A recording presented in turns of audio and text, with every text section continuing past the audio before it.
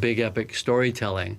So the key to that is casting. So how did you get such amazing actors to participate in this made-up world? I think it's probably the most stressful part of the process for me, the casting, because you cannot go wrong with casting a movie like Arrival. Even if you have the best VFX in the world, if you don't have Amy Adams, all the movie relies on Amy's eyes and the intelligence, and that's where the magic is for me. When I work with actors, I try to bring reality around them as much as possible in order to preserve that emotion, in order to preserve that creativity, and to create an intimate bubble around the camera where everything seems as tangible as possible and real as possible for them, so they can feel immersed in that world.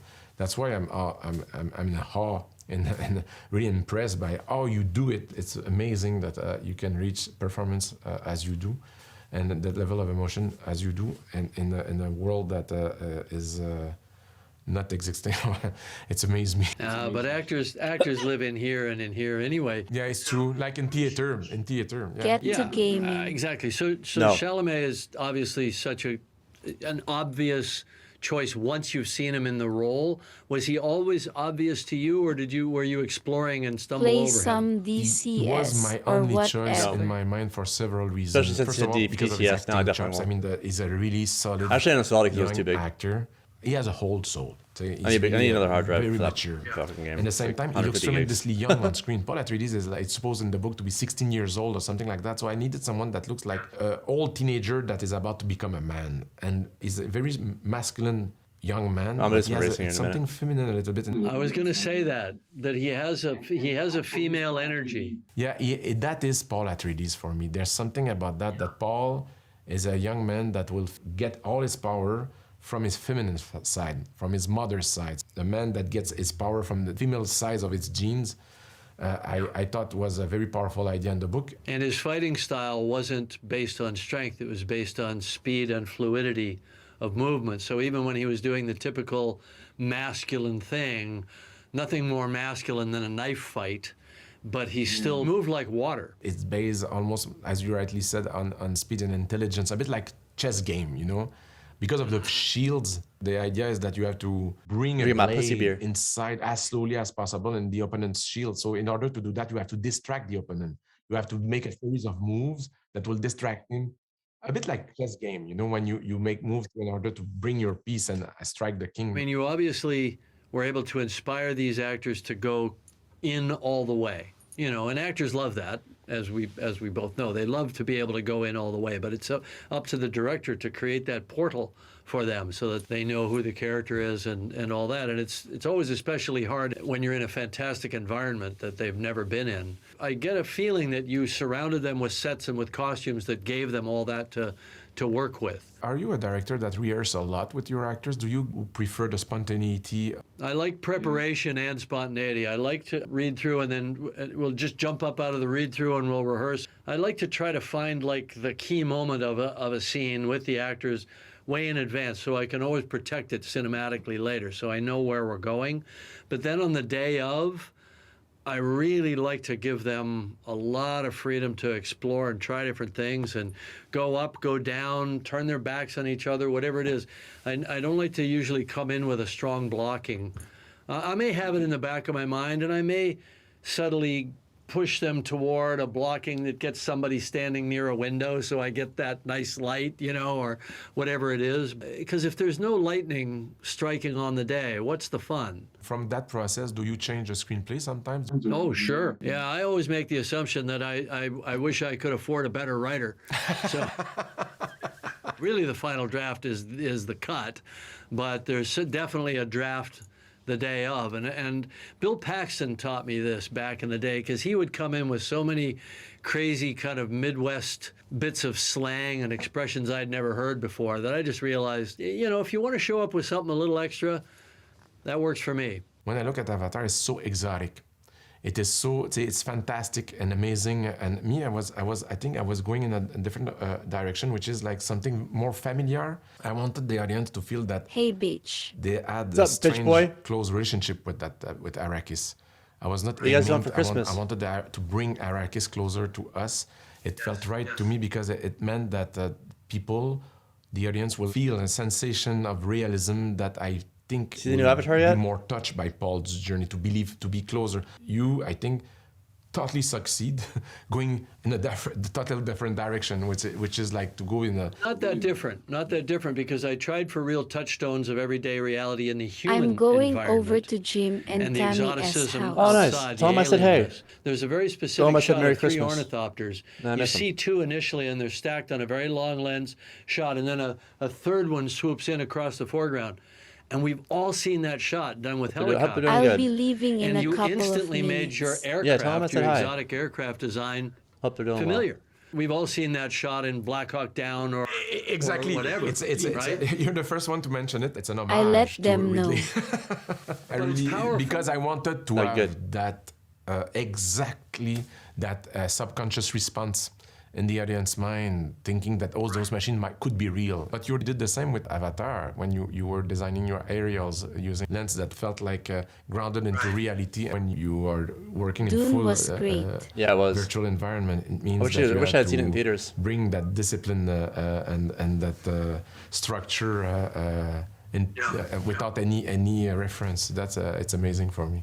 I was stunned by the design. I thought it was absolutely spectacular. I loved the severity and the discipline in the lines in the Atreides house. Can you just, tell us all, how you choose your designers and what you love how, ask like, they're them to interviewing do? each other. It's Obviously, awesome. step one, read the book, but then what? First of all, we went for landscape, what Arrakis would looks like, what would be more specifically the color palette, what kind of light we were looking for. I was not looking for beauty, I was looking for the power of the landscape. I kept saying your drawing needs to be done like if it was a bad Tuesday morning and the light was bad and it was hazy and the sun was not proper and you're sad because you don't have I wanted to have something very mundane, very close to grounded in for me it was the let's say that the design at the beginning was less important than the atmospheric mood. I'm going to geek out and be a fan here. Talk to me about how you saw Shai Hulud, because you presented it as this kind of vast, almost godlike force. As I said, I read the book half a century ago, although it's still quite vivid for me. I had forgotten that the Fremen worshipped it as a deity. But it seemed to me that for you, it was almost more representative of nature as this kind of raw elemental force. What was your thought process? It's something that in the book really touched me. And when I read the book, I was studying biology. I could have become a biologist, by the way. There's a crossroad at one point where I had to a camera or a microscope. I insisted that it will be as much inspired by nature as possible and trying to go away from fantasy. It was like studying the behavior of the worm, or giving us information to design it. I think it took us almost a year to find the right shape. It's a beast that needs to survive in the most toughest, roughest environment. Right. So the way we designed the skin, the way we designed his movements, the way it was all linked with this idea of surviving in the deep desert. Here was to try to create an encounter between two species, and for a moment, from an outsider point of view, it can look like a miracle. Paul's miracle could be scientifically explained. I mean, the worm stopped because he hears a thumper and goes away, but there's a moment where both of them look at each other. Paul is out of the worm hunting zone, so the worm doesn't need to kill this intruder that could threat his spice fields. But people won't interpret it that way. Yeah, exactly. You know what I mean? Or they have permission to interpret it spiritually or religiously, or accept the secular scientific explanation. This is what I asked my writers to do with me on the Avatar sequels. There's a whole messianic through line in these stories, on my side of it, again, probably inspired by Dune, and the idea that there's a scientific explanation for every single thing that happens, but you don't have to accept it. You can also accept it, at a level that doesn't require explanation, like there's some sense of a higher order or a higher meaning. I'm fascinated by the limit of knowledge and unknown, the limits of science. And you yourself, you're a scientist. I mean, you study oceans. You're like the limit of our knowledge. That limit where, when we don't know, it becomes spiritual, and that frontier fascinated me. Yeah, I agree completely, and I find myself drawn to spiritual themes, at the same time grabbing myself by the neck and saying, but you're an empiricist. You're 100% an empiricist. You don't believe in the supernatural. But I do, I think, in the sense that there's so much we don't understand. Nature's so vast and nature's the miracle. Exactly. We are from the same religion. Yeah, well, we're both, with our films, paying homage to nature's complexity and how amazing it is. Thank you very much, James. It was an honor for me. And I hope I will have It was an honor for me as well. And congratulations. Thank you. As we say on Pandora, I see you. Yeah, exactly. I will say this. I can't wait to sit in a theater watching Avatar. Definitely the next. I'll be the first one in the theater. I'll be the first one for the second part of Dune. Trust me on that. Take care. Okay. All right. Bonne chance. That was nice. Merci. That was a good video. I'm gonna give it a like. It gets a like from me.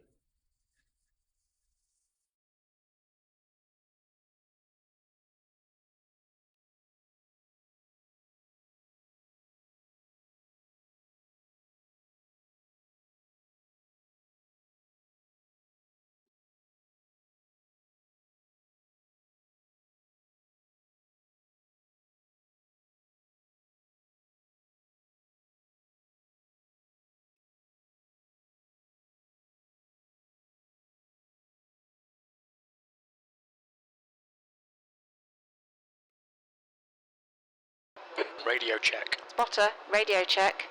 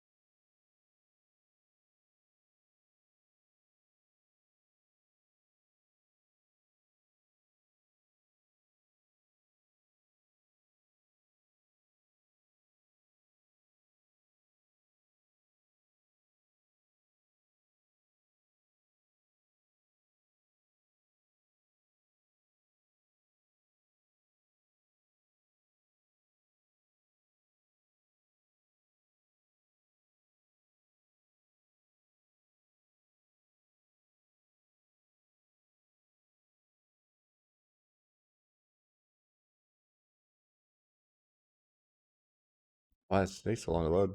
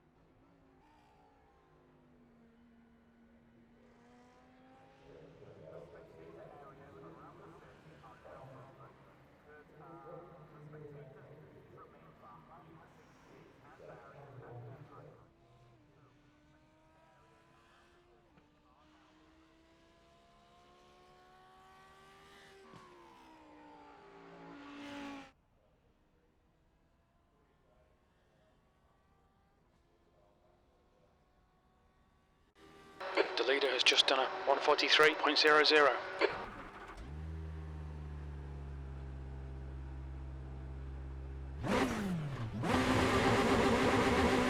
Pit lane speed limit is 80 kilometers per hour.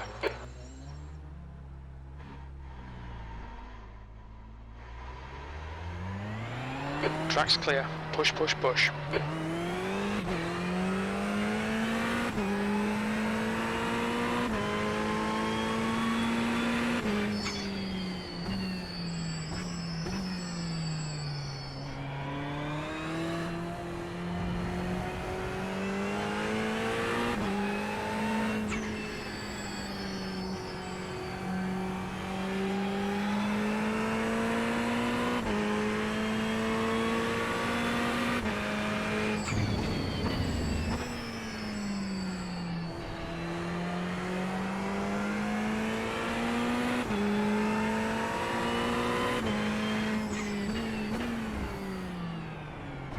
On your left. Clear left.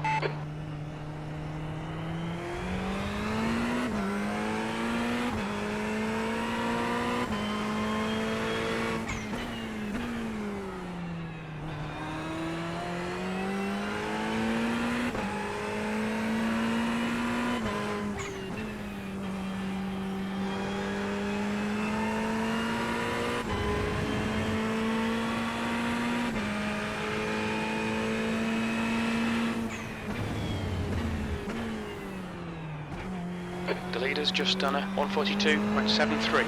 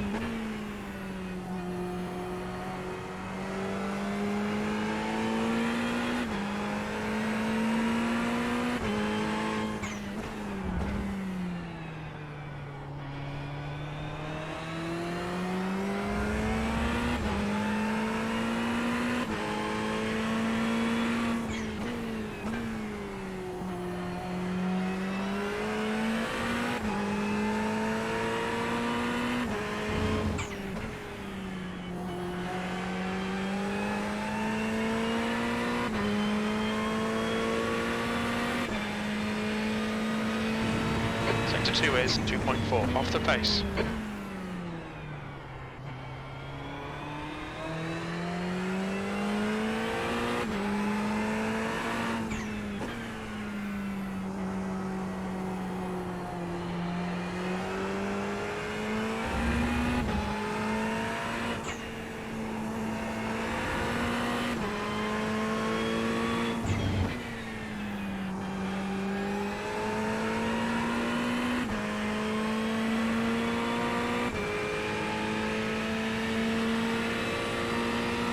P3. Sector 3 is 1.2 seconds off the pace.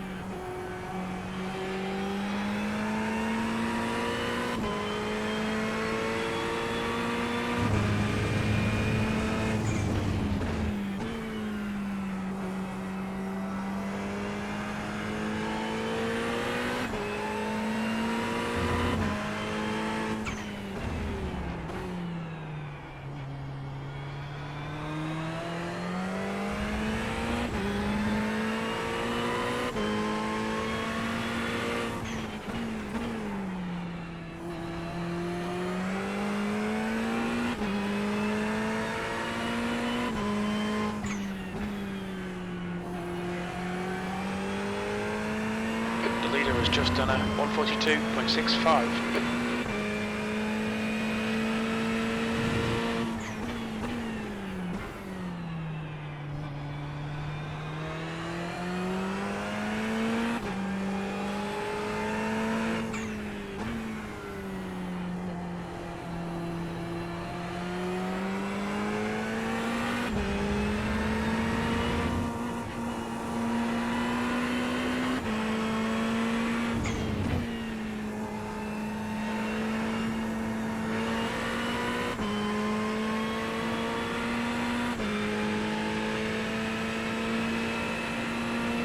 You're now 4.1 off the leader's pace. Your lap time was 146.72.